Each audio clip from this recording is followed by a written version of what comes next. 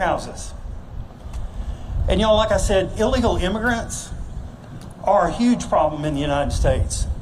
But illegal immigration did not kill 112,000 people last year.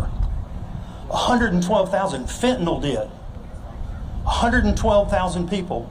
There's an American citizen dying every 4.5 minutes in the United States right now from fentanyl poison.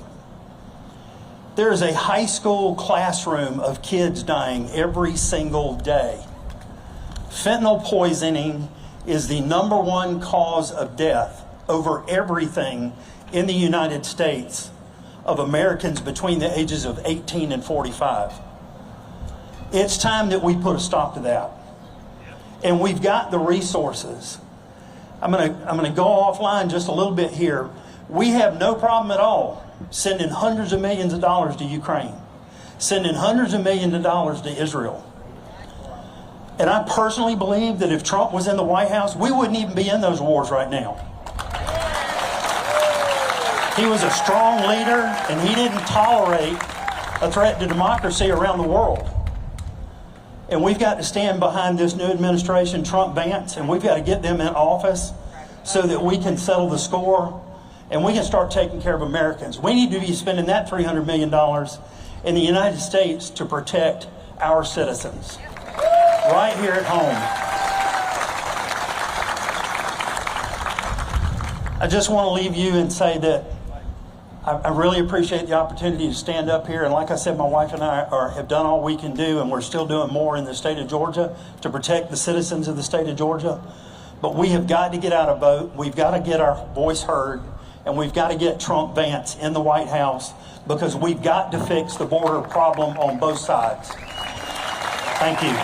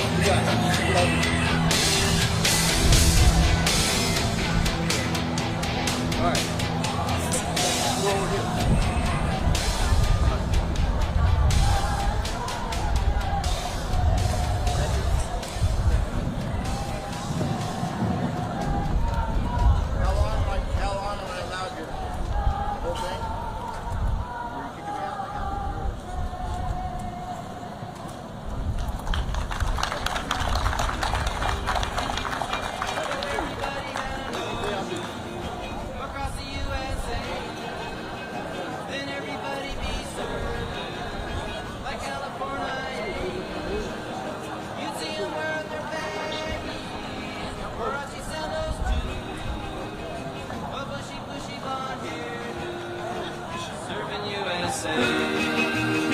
You'll catch him surfing at Del Ventura County line. Santa Cruz and Tris, Australia, Caribbean, all over Manhattan, and down Doheny Way. Everybody's gone surfing, surfing USA. We'll all be planning out a route we're gonna take real soon.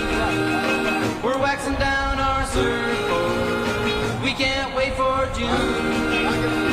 We'll all be gone for the summer, we're on safari to stay. Tell the teacher we're surfing, surfing USA.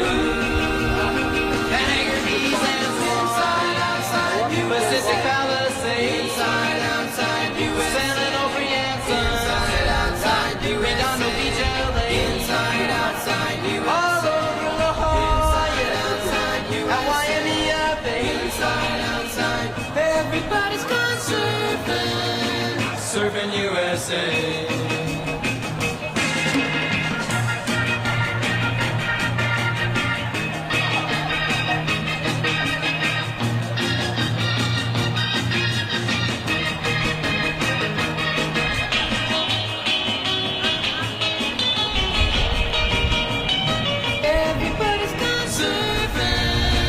Surfing USA.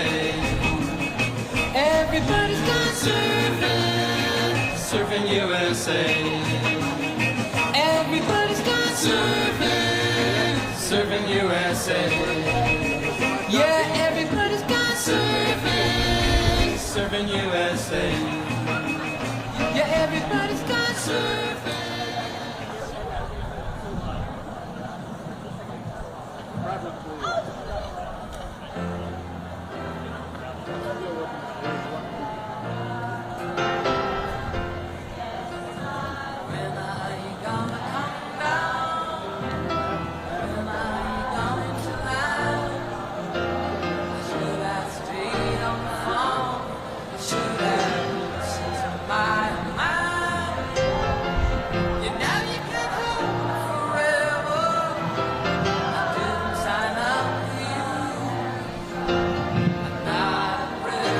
Your friend.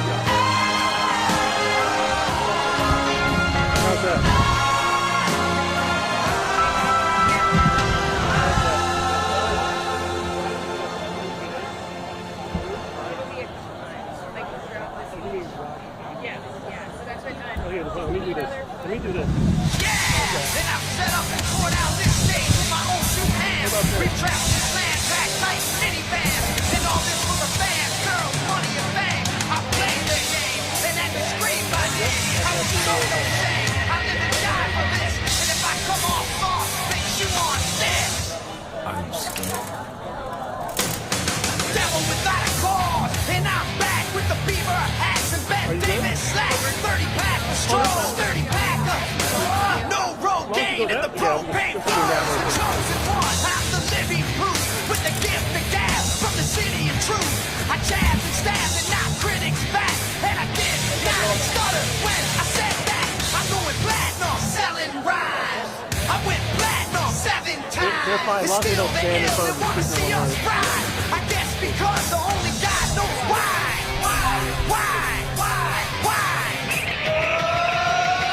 They call me cowboy, I'm a singer with black, so throw a finger in the air, let me see where you're at and say, hey, hey. Let me hear where you're at and say, hey, hey. I'm giving it back, so say, hey, hey. Show me some math and say, hey, hey, hey, hey.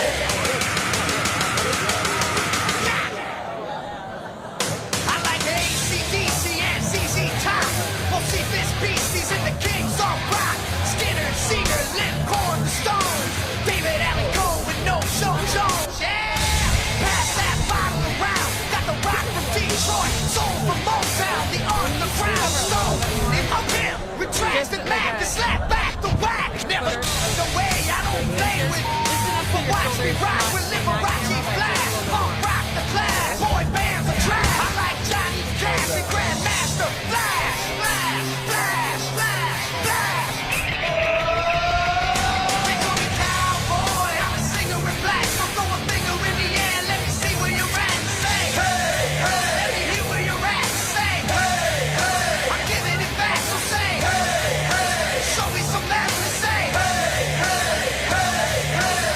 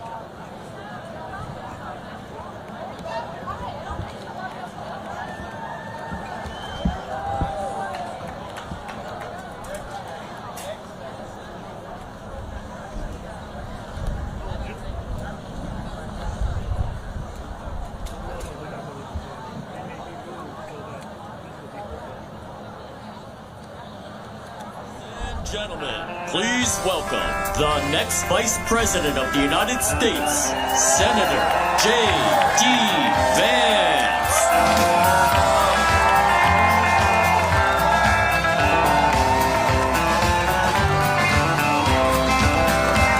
Why don't we liberate these United States? We're the ones who need it worst. Let the rest of the world help us for change, and let's rebuild America first. Our highways and bridges are falling. Are y'all? Wow. Well, let's let our sheriffs get up here. I'm proud to be flanked by a number of great law enforcement leaders in the state of Georgia, because we're here today to celebrate law enforcement and to celebrate a president who has stood with law enforcement, and that's Donald J. Trump.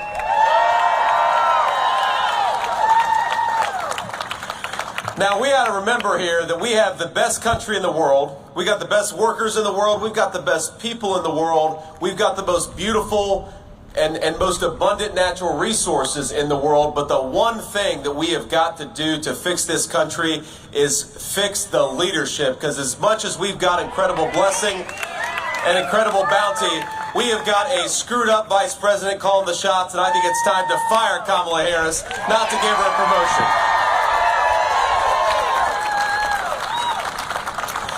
Now, I don't know if you saw yesterday, but her VP nominee, Tim Walz, the governor of Minnesota, gave a little speech at the Democratic National Convention. I will say I appreciate the Democrats not being able to keep anything on time, because I think by the time that he spoke, everybody in the state of Georgia was already in bed. And if you weren't asleep at the beginning of the speech, you were sure as hell asleep by the end of the speech. Ain't that right? But look, it's interesting that they are running, trying to pretend to be tough on crime people. Kamala Harris says that she's now tough on crime. She's got religion. She found Jesus about being tough on crime, and she found it about a month ago when Joe Biden dropped out of the presidential race. Because the record of Kamala Harris and the record of her running mate is doing everything they can to make the lives of our law enforcement harder, to make it harder for them to keep our communities safe. Kamala Harris was the prosecutor in San Francisco, California. And if you think San Francisco, California has been well run from a tough on crime perspective, then I've got another thing to tell you. One of the most, by the way, a beautiful city, San Francisco, California, has been destroyed by the leadership of people like Kamala Harris. Kamala Harris wants to take San Francisco liberalism nationwide, and I think we are not going to let her. Georgia is not going to let her, and it starts right here in Valdosta.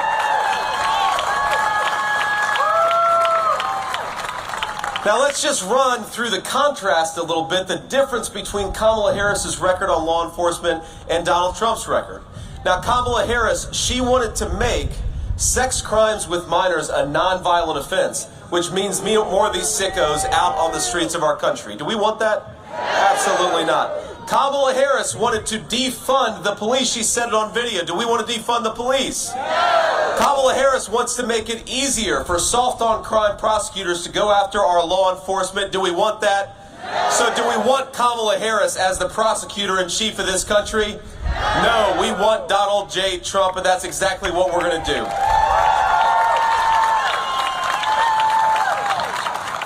Now, as Kamala Harris was doing all those things, let's remember the record of Donald J. Trump. When Kenosha, Wisconsin, which I was at just a few days ago, Kenosha, Wisconsin was about to burn in a terrible riot, Donald Trump called the governor and affirmatively offered the help of federal officials to stop those riots and to save the city of Kenosha. Donald Trump believes that we ought to properly fund our law enforcement and make sure our police get the pay and the equipment that they need.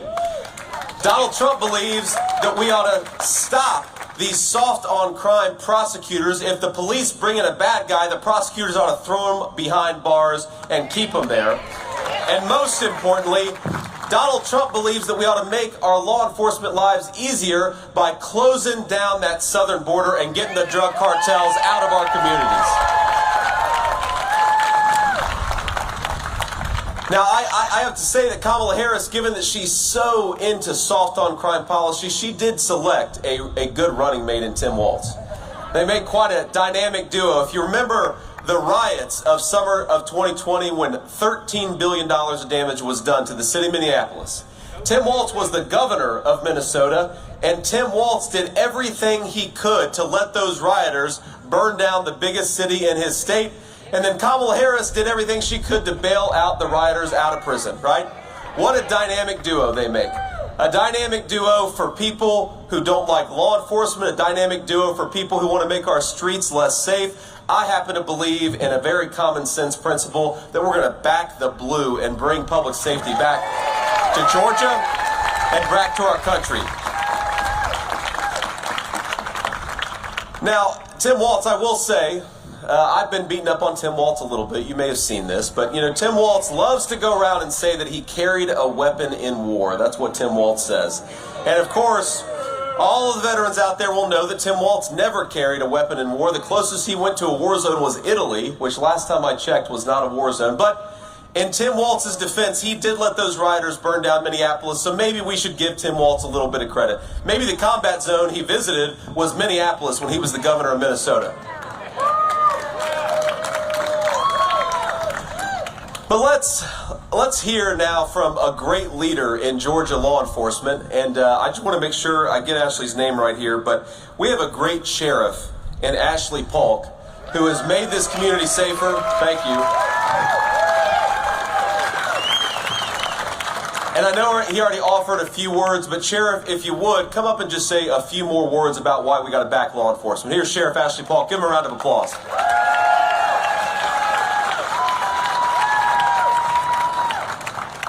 Kind of a tough job to follow a real Marine that went to a real war with a real gun. I mean, it's a tough act to follow. As I said earlier, I said you couldn't find a better pair than we've got to save this country. They're very much pro law enforcement, and y'all know how I feel about that. Because we're there to work together with them. But we have got to get out and get these people elected, because it's the most important election I've ever been in my life. It's not even me on the ballot, but I want to. By the way, I did not recognize the person that can really get elected. Where's my wife of 57 years? That's who's always got me elected. Ginger, thank you for all you do. And you will be working for the party. But let's us all get together and get out and work and carry your neighbors to the polls, and because this is the last chance to save America we'll ever have. If we don't do it this time, we're going to lose it. Thank y'all.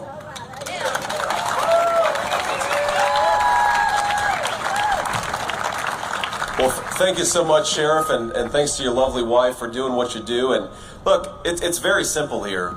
We have an ability to make this country much safer than it is today. We just need better leadership. We need better leadership at the federal level in particular, because it's the federal government that opened up the southern border and let all these drug cartels bring the drug and crime into our communities.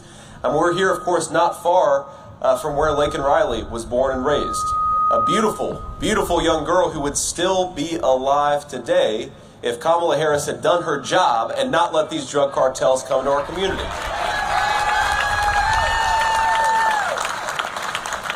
And I'm proud, and I know President Trump is proud, to have been endorsed by local law enforcement here in Georgia, but we also got some good endorsements in Wisconsin and Pennsylvania. Law enforcement knows that Donald J. Trump is the law and order candidate in this election, and you all have an incredible power to get out the vote, to drive people to the polls, and make sure he actually becomes the next president of the United States. So thank you all for everything that you're doing.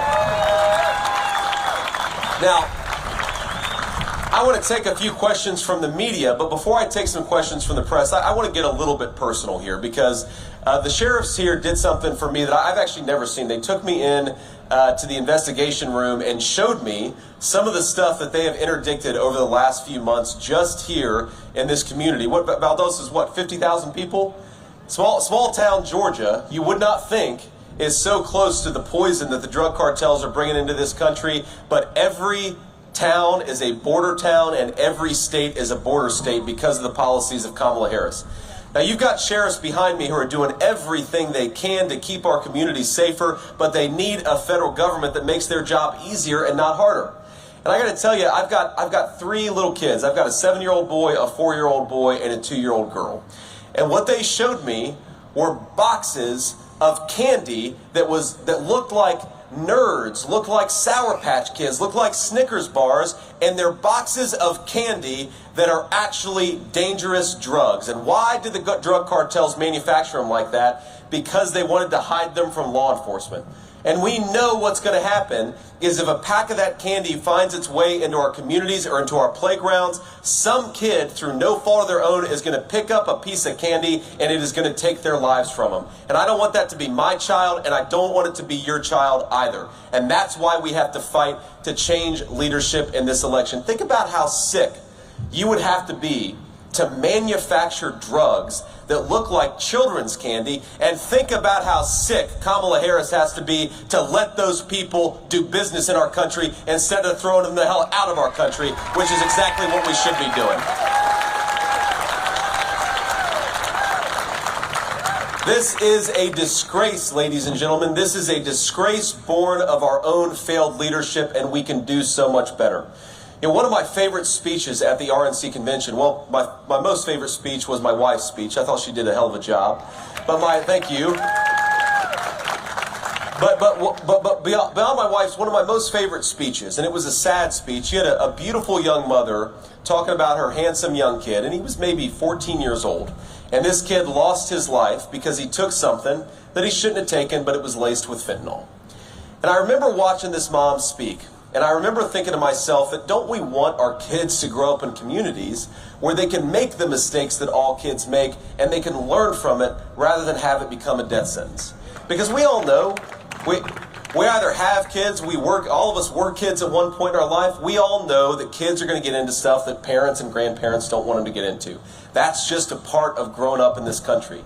But when I grew up, even though I grew up in a poor family, even though I grew up in a neighborhood that wasn't always easy, I knew that if I made a mistake, the people around me had made that neighborhood safe enough where I could make a mistake and it wouldn't take my life. And that's what the policies of Kamala Harris have taken from our children and taken from our neighborhoods. We have got to get back to the kind of country where kids can make childhood mistakes and the Mexican drug cartels are not going to be there to take advantage of them. And I think that's what this election is ultimately about. We know that kids aren't always going to be perfect, but let's build the kind of Georgia. Let's build the kind of country where our kids can learn and grow. We're going to do it together, but only if you get us across the finish line in Georgia. This is one of the most important states in the union. It always has been, but especially in this election of 2024. So my request is very simple. Do everything you can. Get your friends and family and your neighbors to the polls. Remind that person who sometimes votes but sometimes doesn't that it's their time to get to the polls in 2024 and vote for Donald Trump. If you got a little extra time, thank you. If you got a little time, go down to the GOP headquarters, knock on some doors, make some phone calls. The people who determine whether Donald J. Trump becomes the next president, it's not the media, it's not the dishonest leadership of the Democratic Party, it is us. Donald Trump is the people's president, but only if we do the work to make it so. God bless you guys. Let's get to work. We got 75 days to make Donald J. Trump the next president, and we're going to do it together. God bless you all. Thank you. Now, thank you, sir. I appreciate it. Now, let's take some questions from the media, and here's what I'd ask. First of all, if it's a fake news anchor, I'd appreciate y'all just letting them ask their question. It's okay. We can run them out of town after they ask their question. I'm kidding. But what I'd ask, first of all, is we start with local Georgia reporters because we want to make sure that the local reporters get an opportunity to ask some questions. We'll take a few from local reporters, and then we'll take a few from the national press pool, and then we'll go from there. So where we got local Georgia reporter, throw your hand in the air, and I'll call on you.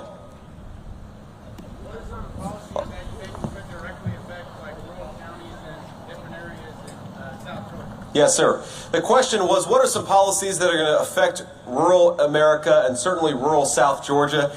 And I think, look, the first and most important thing is rural America has been affected by this terrible poison the drug cartels are bringing in as much as anybody. We have got to close down the border and stop the cartels from bringing this poison into our communities. We've got to re-implement basic law and order and public safety policies because, look, I believe whether you live in a big city or a small rural area, whether you're black or white, rich or poor, public safety is the birthright of every American citizen. And if we do that, rural America is going to benefit more than anybody else.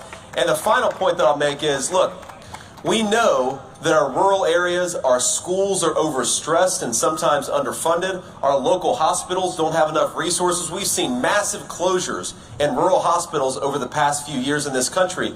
What makes rural hospitals not financially viable? It's when you bring in millions of illegal aliens into your country and you give them free health care paid for by American taxpayers. I want American citizens to benefit from our great health care system, and I want American taxpayers to support their fellow countrymen, not people who don't deserve to be here in the first place. Ma'am. Good afternoon. Thank you. Good afternoon, Senator Vance. Thank you. I can hear you. Yeah. Thank you. Deidre Dukes, Fox 5 Atlanta.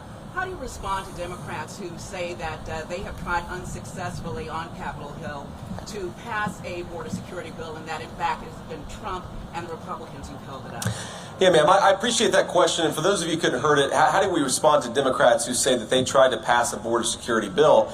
My response, ma'am, is I was there in the Senate when they tried to pass that border security bill, and it had nothing to do with border security. It had to do with codifying a lot of the executive orders of Kamala Harris and Joe Biden that actually further opened the southern border. For example, the policy of catch and release. This is where a person comes into our country, they claim asylum, and then they're released into our country with no follow-up. Sometimes they don't come back for 5 years, sometimes they don't come back for 10 years.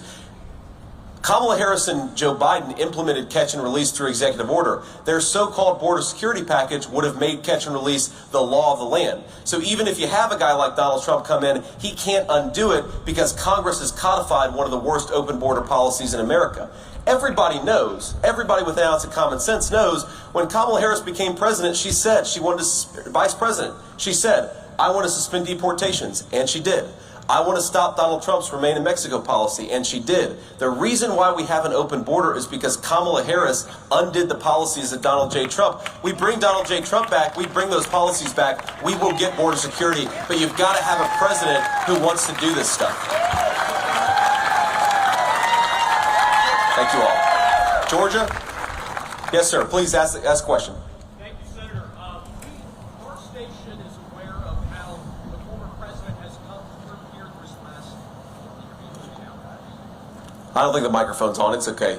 Just talk loud. Sorry about that. That's a Chinese-made microphone, actually. This is an American-made microphone.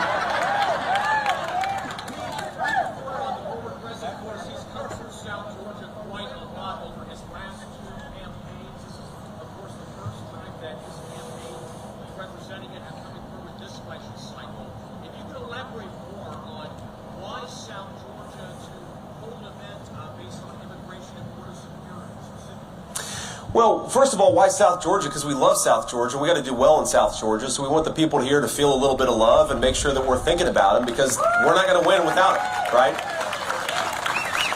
But I do think what is unique about South Georgia and the effect of the policies of Kamala Harris is the wide open southern border, because you have that intersection of I-10 and I-75 here, very close by. It creates a lot of space for the drug traffickers and for the sex traffickers and the human traffickers. I mean, you have crime happening in this beautiful small town that would have never happened if Kamala Harris had actually done her job. And so I think that it's important to remind people that the wide open southern border has had a very direct consequences, even as far away from Texas as South Georgia. And I think it's important to remind people of that and to make the point that if we get the leadership of Donald J. Trump back, we're going to have a secure southern border. We're not going to have drugs in our kids' playgrounds that look like children's candy. We're going to have real law and order, but we've got to get better leadership in order to get it. Yeah. Yes, sir. Yes, sir, in the hat, all the way in the back. What are your policies going to be toward veterans and the care for veterans? Yes, sir. I appreciate you asking that. And you know, one of the most important, how many veterans do we have here? Let's thank the veterans for their service. Thank you all for being here. I know we got a lot of veterans. God bless you all. You know, one of the great policy achievements of the Trump administration that people don't talk enough about, but our veterans know exactly what I'm talking about, is that he promoted choice in the VA healthcare system. One of the main ways, when I got out of the Marine Corps, the main way that I had health care, because I couldn't afford it otherwise, was through the VA healthcare system. You've got great people working at the VA, but sometimes, especially in our rural areas, you've got a lot of veterans who are sitting on the phone for 3 hours trying to get an appointment who can't get an appointment. Donald Trump changed that more than any president of my lifetime. He gave veterans choice in the healthcare system, and that was a huge achievement and something the media doesn't talk enough about. The other thing Donald Trump did is again, you've got 95% of the people in the VA who are great patriots who are doing a great job, and I think my veterans here would back me up on that. But like every bunch, you've got a few bad apples. And you've got to be able to fire the bad apples to allow the good apples to do their job. And what Donald Trump did is engage in some real bureaucracy reform that made it possible for us to fire the small number of bad VA employees so that the good VA employees could be empowered to take care of our veterans. That's exactly how it should work, and Donald Trump deserves a lot of credit for that. We're going to go back to that, because I will say, I did a veterans event in Pennsylvania just a couple of days ago, and the biggest complaint I heard from those veterans was that under Kamala Harris's policies, a lot of that pro-veteran, pro-choice reform had disappeared over the last couple of years. Let's bring it back, give veterans more choice, shorten those wait times, and actually keep our promise to our veterans as we must. Maddie, you got a question? Yeah, I would just say, Senator, first off, thank you for actually taking questions. Do you think that it's time for Governor Walz and Kamala Harris to actually do a press conference and do an interview with the media? I think it's time. Don't you all?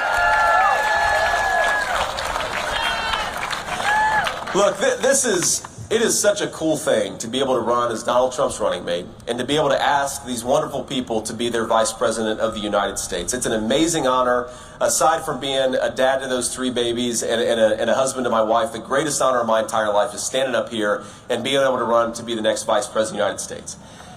But it is an awesome thing. It's not just a cool thing. It's not just a wonderful thing, though it is. I am asking you all for something that is quite profound. It's to be the Vice President of the most powerful nation in the world at one of the most important times in our history. If you want to get that kind of job, and you're asking the American people to give you that kind of job, I think you ought to interview for that job, right? There are a lot of jobs that are less important than Vice President of the United States where we expect people to interview before they get a promotion. Kamala Harris is asking the American people for a promotion, but she refuses to actually talk to them before it. Think about it. Every single event that Kamala Harris does, she's got a teleprompter in front of her. And I think the reason is because Kamala Harris cannot explain why she wanted to defund the police. Kamala Harris can't explain why she suspended deportations on day 1. Kamala Harris can't explain why she cast the deciding vote on the Inflation Explosion Act that made the price of groceries and housing so expensive for normal American citizens all over this country. And because she can't answer those questions, she is running for the American people. But my ask, whether you're a Democrat or Republican, whether you agree with Donald Trump on all the issues or most of the issues, or you disagree with him on most of the issues, is at least Donald Trump is who he is, and he respects the American people enough to go out and earn their vote instead of being expected to give them their vote. We'll just do a couple more. Any other Georgia folks who haven't asked a question before we go on? We'll do a couple national. Sir. Senator, the former lieutenant governor spoke at the DNC, had some choice words about the former president. I saw that too. We also know that Brian Kemp has also had some tough things to say about the former president. What's your reaction to these top Republicans from the state having reservations about the president and telling other Republicans to dump Trump? Well, look, first of all, of course, Tim Walz is going to attack Donald Trump because Tim Walz doesn't have a record to stand on. What I found very interesting, did anybody watch Tim Walz's speech? Okay, good. I was going to lose a lot of respect for you if you had said yes. If you watched Tim Walz's speech, it's part of my job, so I had to. You know what he never did? He never once said, I know we've got some train noise in the background here, so I'll try to be loud, but he never, that's the Trump train, that's right, man, God bless you.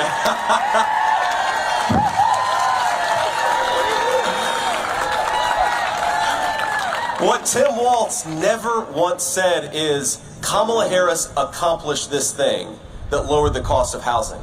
Kamala Harris accomplished this thing that lowered the cost of groceries. Kamala Harris accomplished this thing that had made America more peaceful and more secure. And he couldn't say that because Kamala Harris has caused the very policies that have made Americans' lives worse over the last few years. Kamala Harris caused the open border and caused the inflation crisis. And so it is telling that a person who has been vice president for 3.5 years, her argument and the argument of her surrogates is, we're going to do things better when I get power. She's had power for 3.5 years and she's made everything worse. That is the most simple and obvious fact of Tim Walz's speech, is he can't run on a record because the record is bad. Now look, I actually talked to Brian Kemp very briefly earlier today, and yeah, you know, I read the headlines. Brian Kemp and Donald Trump have had some disagreements. I am 100% guarantee you that Brian Kemp is behind this ticket. He wants us to win because he believes the policies of Kamala Harris are disastrous for this country, and he's exactly right about that. So I'm glad to have the governor's support. I'm glad to have any Democrat, any independent, any moderate Republican or conservative Republican. We want anybody who believes in common sense to join the Trump train because that's what's going to save this country. And We'll do one more question for the national folks. Anybody else want to ask a question? Ma'am, please. Thank you, Senator. I wanted to ask you, because another aspect of the DNC speeches yesterday was the kind of human aspect of immigration. They had one of the DACA recipients speak. As a husband of someone who is a daughter of immigrants, how do you look at the deportation plan that Trump will put in place? Yeah. Specifically, the detention of families, children. Well, so let me say 3 things about this. First, I am married to the daughter of immigrants to this country. I'm married to the daughter of legal immigrants to this country, people who respected the country enough to follow the rules before they came. And I think that's very important. And look, I love my wife more than anything in this world. I am so grateful that her family came here, but I'm also grateful that they came here in the right way and built a life in this country the right way. That really matters. You can't reward people for breaking the laws. If their first act of introduction to this country is to break the law, you can't reward them for that, or you're just going to encourage more law breaking. So this is my second point. You hear Democrats say this a lot, and a couple speakers of the Democratic Convention say that Donald Trump wants to separate families. And I don't know how they can say that with a straight face, given that I just heard from a sheriff earlier today that they caught 2 kids who were being basically kidnapped by the Mexican drug cartels to help those drug cartels facilitate the sale of illegal drugs into our communities.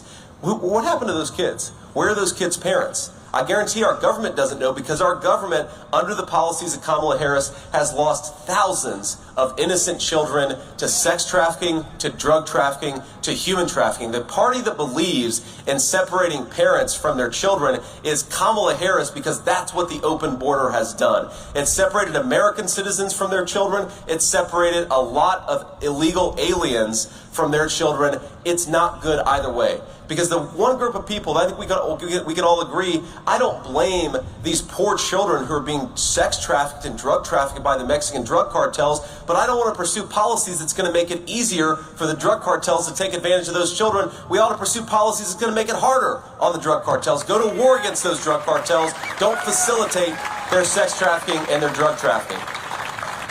And the final point that I'd say about this is, look, our message to illegal aliens who've come into this country by breaking our laws is yes. If you came into this country illegally, Donald Trump and I are going to work to send you home, because that's what is required if you want to have a real border policy. And our message to everybody who wants to come to this country is come through the right channels, because as soon as Kamala Harris is booted out of office, and it's going to happen in just a few short months, as soon as Kamala Harris is booted out of office, we are not open for business to illegal aliens or to the Mexican drug cartels anymore. That is our solemn promise to the American people, and we are very serious about it. So since that's the last question for the press, and I know we have to get on the road here, let me just say a word of gratitude to all of you and to our law enforcement. We really believe in what you do. We believe that your work is sacred and important. We are grateful to you for doing it. We're grateful to you for putting your lives on the line to make us safe. And in just a few short months, President Donald J. Trump is going to make your life easier, not harder. God bless you guys. Let's work to get it done. Thank you all, and good to see you.